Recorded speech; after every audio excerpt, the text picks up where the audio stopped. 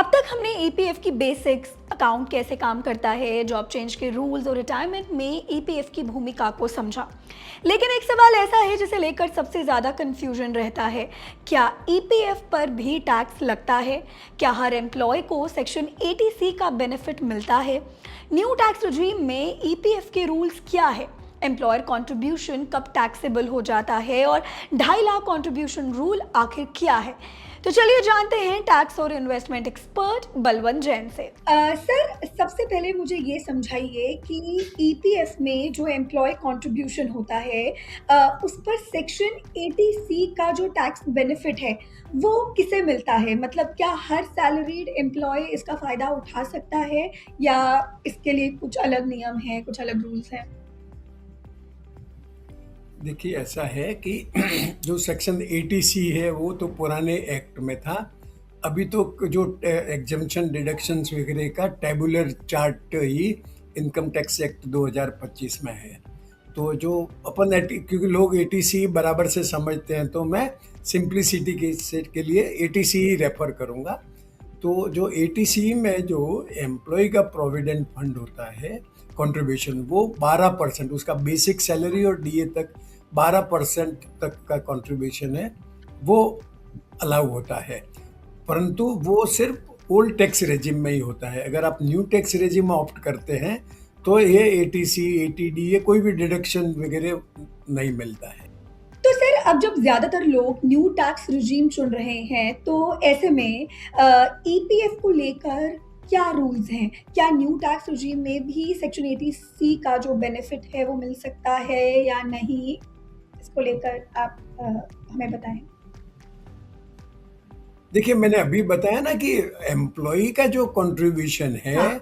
उस पे 80C का जो डिडक्शन है वो नहीं मिलता है। परंतु जो एम्प्लॉयर का कंट्रीब्यूशन होता है, एम्प्लॉयर जो कंट्रीब्यूट करता है, मतलब एम्प्लॉय की सैलरी में से 12% करता है और एम्प्लॉयर को भी 12% मैच करना पड़ता है। तो वो 12% तक का जो कंट्रीब्यूशन एम्प्लॉयर का है वो उसको डिडक्शन मिलता है, न्यू टैक्स रेजिम हो या ओल्ड टैक्स रेजिम हो, क्योंकि वो उसकी सैलरी का पार्ट ही नहीं गिना जाता है। तो हुँ। वो सैलरी कंपटीशन में नहीं आता है। तो इफेक्टिवली जो एम्प्लॉयर का कंट्रीब्यूशन है वो ओल्ड टैक्स रेजिम हो या न्यू टैक्स रेजिम हो, दोनों सिचुएशन में एम्प्लॉय के हाथ में टैक्स फ्री रहता है।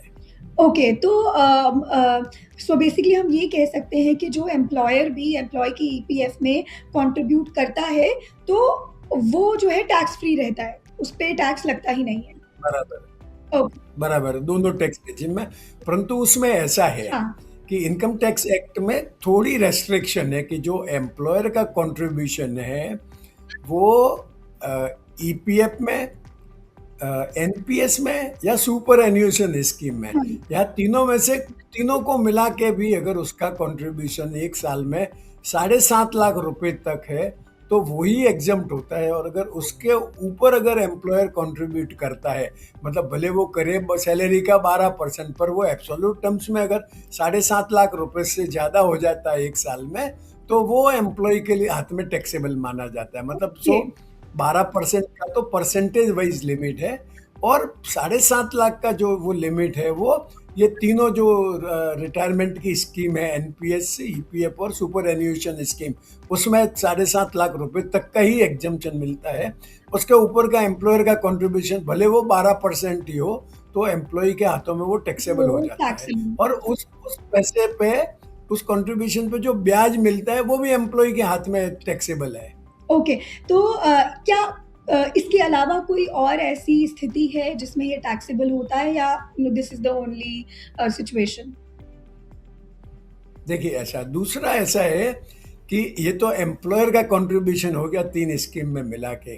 अगर एम्प्लॉय का खुद का कंट्रीब्यूशन भी 2.5 लाख से ज़्यादा होता है, तो जो इंटरेस्ट कंपोनेंट है वो 2.5 लाख रुपए तक जो है, 2.5 लाख रुपए के कंट्रीब्यूशन तक ईयर आफ्टर ईयर, मतलब आपका पिछले साल में भी अगर 2.5 लाख से ज़्यादा का जो भी कंट्रीब्यूशन हुआ, तो पिछले साल का इंटरेस्ट, आज ये साल का इंटरेस्ट, आगे से आने वाले सालों का इंटरेस्ट है, वो आपके एम्प्लॉय के हाथ में टैक्सेबल होता है। ओके। एक सिचुएशन और होती है जब एम्प्लॉय ने एम्प्लॉयमेंट छोड़ दिया है और या तो अपना खुद का काम शुरू करा और ईपीएफ में पैसा रहने देता है, या एम्प्लॉय रिटायर हो गया है और उसके बाद में भी उसने पैसा नहीं निकाला। मतलब जब जिस पीरियड में एम्प्लॉय के प्रोविडेंट फंड अकाउंट में कंट्रीब्यूशन होना बंद हो जाता है, उस पीरियड में चूंकि 36 महीने तक तो इंटरेस्ट मिलता ही मिलता है, तो वो जो इंटरेस्ट मिलता है जिस पीरियड में कंट्रीब्यूशन नहीं जाता है,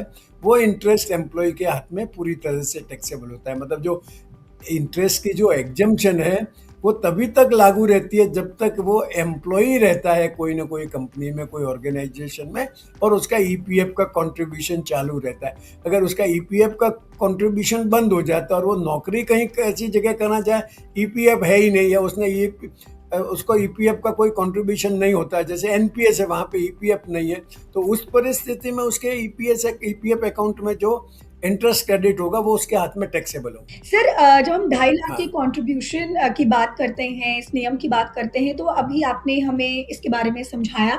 लेकिन इसके अलावा भी क्या इस रूल को लेकर कुछ ऐसी बातें हैं जो कि हर एम्प्लॉय को पता होनी चाहिए या समझ लेनी चाहिए, जो उनके बहुत काम की है? तो अगर उसके बारे में आप थोड़ा और विस्तार से बता पाएँ।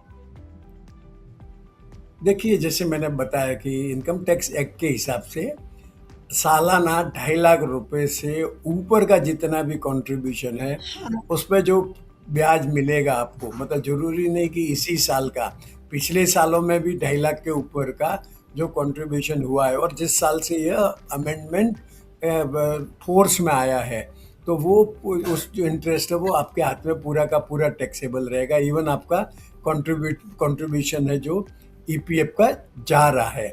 जो प्रोविडेंट फंड की ऑफिस है हाँ। वो 2 अलग-अलग अकाउंट रखेगी, जो 2.5 लाख एम्प्लॉय के 2.5 लाख तक के कंट्रीब्यूशन का अकाउंट, और जो 2.5 लाख के ऊपर के कंट्रीब्यूशन का अकाउंट। तो जो दूसरा अकाउंट है उसमें जो इंटरेस्ट क्रेडिट होगा वो ईयर आफ्टर ईयर आपके हाथों में टैक्सेबल होगा। ओके। सर, अब आखिर में अगर ईपीएफ अकाउंट में मिलने वाला जो इंटरेस्ट है, अगर हम उसकी बात करें, तो क्या ये हमेशा टैक्स फ्री ही रहता है? इंटरेस्ट कब टैक्सेबल होता है? और किन लोगों को खासकर इसका ध्यान रखना चाहिए? एक तो मुझे लगता है कि मैं ऑलरेडी इसका आंसर आप दे चुके हैं, लेकिन अगर इसमें कुछ और चीज़ें हैं जो आप ऐड ऑन करना चाहते हैं हमारे व्यूअर्स के लिए, तो सर प्लीज़। ब्रॉडली मैं कहूँ तो पहले भी बोल दिया मैंने कि हाँ, जिस पीरियड में एम्प्लॉय का कंट्रीब्यूशन नहीं जाता है, भले वो ड्यूरिंग उसकी वर्किंग लाइफ है या आफ्टर रिटायरमेंट भी, जो 36 महीने तक आफ्टर रिटायरमेंट भी, या जो कंट्रीब्यूशन बंद हो जाता है, इंटरेस्ट क्रेडिट होता है। तो जब जब आपका कंट्रीब्यूशन नहीं जाता है आपके ईपीएफ अकाउंट में, और चूंकि ईपीएफ अकाउंट में इंटरेस्ट तो आपको मिलता ही रहेगा कम से कम रिटायरमेंट की एज तक, तो वो इंटरेस्ट आपके हाथ में टैक्सेबल होगा। यह बहुत से लोगों को मालूम नहीं है। मतलब कई लोग रिटायर होने के बाद में भी सोचते हैं कि इतना बढ़िया ब्याज मिलता है अपने को, तो पैसा वहीं रहने देते हैं, परंतु उसकी टैक्स इम्प्लीकेशन भी है। जो ब्याज आता है वो आपका पूरी तरह से टैक्सेबल होगा, और अगर आपने रिटायरमेंट के बाद में पैसा रहने दिया है, क्योंकि रिटायरमेंट तक तो आपका इंटरेस्ट टैक्स फ्री होता है, राइट। तो आप बॉदर ही नहीं करते हैं उसको इनकम टैक्स रिटर्न में बताने का। बाद में जो इंटरेस्ट क्रेडिट होता है 3 साल तक तो क्रेडिट होगा ही, और वो जो इंटरेस्ट क्रेडिट होता है वो आपको अपने जो इनकम टैक्स रिटर्न में बताना जरूरी है।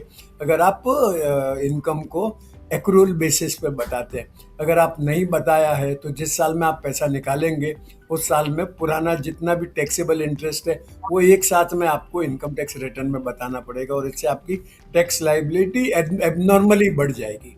तो वो ध्यान रखिए आप, मतलब रिटायर होने के बाद में एटलीस्ट आप ईयर आफ्टर ईयर जो इंटरेस्ट क्रेडिट होता है वो अपनी इनकम में बता दीजिए। Okay, okay sir. Thank you so much sir. Welcome. तो आज हमने समझा कि ईपीएफ पर टैक्स कब लगता है, सेक्शन 80C का बेनिफिट किसे मिलता है, न्यू टैक्स रेजिम में क्या बदलाव है और किन परिस्थितियों में ईपीएफ का इंटरेस्ट टैक्सेबल हो सकता है। अगले एपिसोड में बात करेंगे रिटायरमेंट से पहले ईपीएफ से पैसा निकालने के रूल्स की।